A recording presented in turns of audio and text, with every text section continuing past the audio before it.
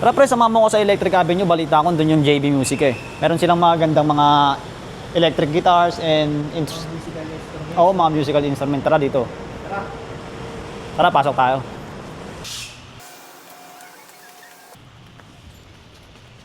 Ganda dito pre, no? Oo, akas. Parang may tumutugtog doon kanina. Napansin mo ba? Wait, yung tumutugtog oh. Gaging angas. Kuya, ang galing mo naman tumugtog. Sino inspirasyon mo sa music? Inspirasyon ko sa music. Ito. Sino yan? Bicycle AC/DC playing cards? Tara, buksan natin to. For the front of the box, yung OG logo ng bicycle. At syempre, ang pinaka-classic na Australian band, AC/DC.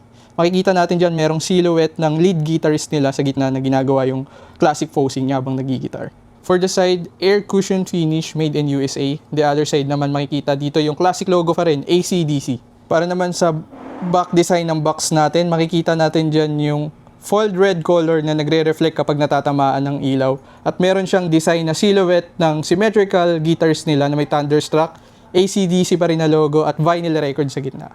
At ito naman ang mga cards.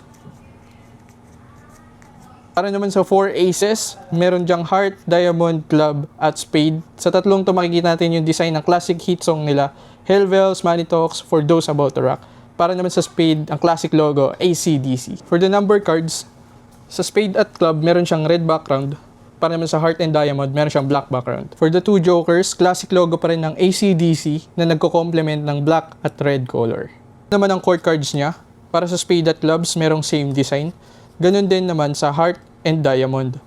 At lahat ng design ay nagpo-focus sa lead guitarist ng bandang AC/DC na si Angus Young. Para sa back design ng cards natin, makikita nyo dyan na similar lang din siya sa back design ng box natin. Meron ding 2 extra card, ito yung una. Pangalawang extra card, ito yung albums nila from 1975 to 2020. Thank you nga pala sa JB Music Center, dito lang yan sa Electric Avenue sa Promenade Mall, 2nd floor. Sa pagpaparam sa amin na itong gitara. Thank you!